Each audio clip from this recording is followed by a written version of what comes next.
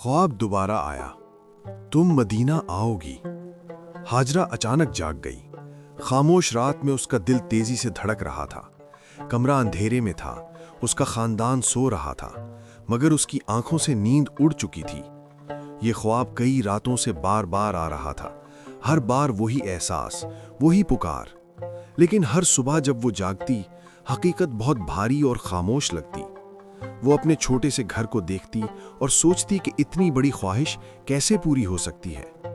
हाजरा एक सादा जिंदगी गुजार रही थी अपने शौहर और बच्चों के साथ। उसका शौहर बहुत मेहनत करता था, मगर आमदन सिर्फ बुनियादी जरूरियात के लिए काफी थी। उम्रा जैसा सफर उनके लिए नामुमकिन लगता था। फिर भी उसके दिल में एक ख्वाहिश दिन ब दिन बढ़ती जा रही थी, मदीना शरीफ जाना, रोज़े रसूल सल्लल्लाहु अलैहि वसल्लम के सामने खड़ा होना और अपनी जुबान से सलाम पेश करना। लेकिन इस ख्वाहिश के साथ एक और दर्द भी था जो वो दिल में छुपाए हुए थी।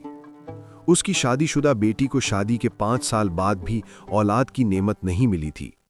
हाजरा अपनी बेटी की खामोश तकलीफ को देखती और बेबस हो जाती।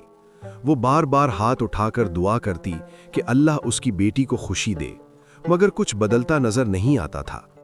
कुछ रातों में वो खामोशी से रोती, उसे लगता कि उसकी दोनों ख्वाहिशें उसकी पहुंच से बहुत दूर हैं। एक दिन हाजरा अपने शहर के पुराने बाजार गई।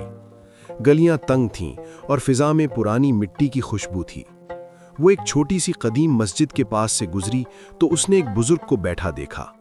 उनके चेहरे पर अजीब सा सुकून था। बगैर किसी वजह के हाजरा वहां रुक गई और उनके पास बैठ गई। चंद लम्हों बाद बुजुर्ग ने उसकी तरफ देखा और कहा, तुम मदीना का इंतजार कर रही हो और अपनी बेटी के लिए परेशान हो। हाजरा चौंक गई। उसने कुछ कहा भी नहीं था, फिर भी वो सब जानते थे। उसकी आंखों में आंसू आ गए और उसने आहिस्ता से कहा, जी, मगर कुछ भी मुमकिन नहीं लगता। बुजुर्ग मुस्कुराए और बोले, जब अल्लाह किसी को बुलाना चाहता है तो कोई हालत रुकावट नहीं बनती, लेकिन तुम्हें अपनी नीयत जाहिर करनी होगी और भरोसा रखना होगा। हाजरा गौर से सुनने लगी। फिर उन्होंने कहा, बाजार से कोई भी नई छोटी चीज खरीद लो, दुपट्टा, तस्बीह या ग्लास, उसे संभाल कर रखो और कहो, ये सामाने मदीना है। जब मैं मदीना जाऊंगी तो इसे वहां इस्तेमाल करूंगी। और रोजाना 313 बार दुरूदे इब्राहिमी पढ़ना शुरू करो। हाजरा के दिल में अजीब सा सुकून आ गया। ये बात सादा थी, मगर दिल को लग गई। उसी दिन उसने एक सफेद तस्बीह खरीदी। उसे सीने से लगाकर उसने कहा, ये मदीना के लिए है, मैं ऐसे वहां लेकर जाऊंगी। उसी रात उसने अपना वजीफा शुरू किया।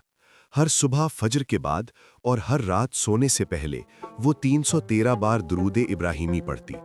कभी आसान लगता, कभी मुश्किल, कभी थकन होती, मगर वो रुकी नहीं।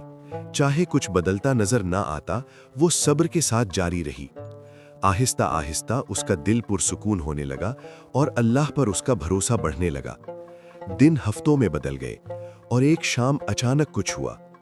उसका शौहर घर आया और हैरत से बोला, मुझे समझ नहीं आ रहा कैसे, मगर हमें उम्रा पर जाने का मौका मिला है, पूरे खानदान के साथ।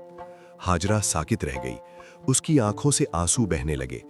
उसके हाथ कांप रहे थे। उसे समझ आ गया, उसे बुलवा आ गया है।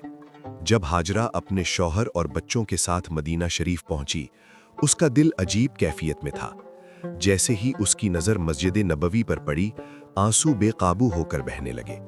हर कदम पर वो दुरूद पढ़ रही थी। वही तस्बीह उसके हाथ में थी जो उसने सामाने मदीना के तौर पर रखी थी। आखिरकार वो रोज़े रसूल सल्लल्लाहु अलैहि वसल्लम के सामने खड़ी हो गई। उसके हाथ उठे हुए थे, आवाज़ कांप रही थी और दिल मुकम्मल तौर पर खुला हुआ था। उसने अपनी सारी दुआ, सारा दर्द, ख़ास तौर पर अपनी बेटी के लिए अल्लाह के सामने रख दिया। उसी लम्हे उसके दिल में गहरा सुकून उतर गया, ऐसा सुकून जैसे जवाब मिल गया हो।